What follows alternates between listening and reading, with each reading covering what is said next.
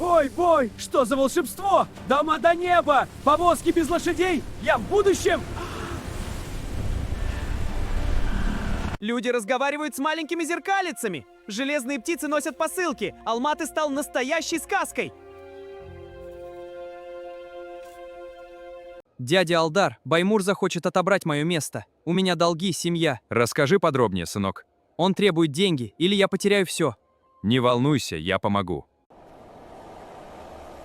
Завтра здесь будет моя парковка. Плати или убирайся, нищий. Уважаемый Бай, я странник из далеких времен. Мне плевать, убирайся.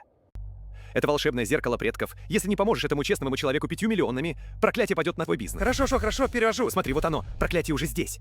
Нет, перевожу сейчас же. Спасибо, Ата. Вот так в любом времени хитрость побеждает жадность и добро торжествует.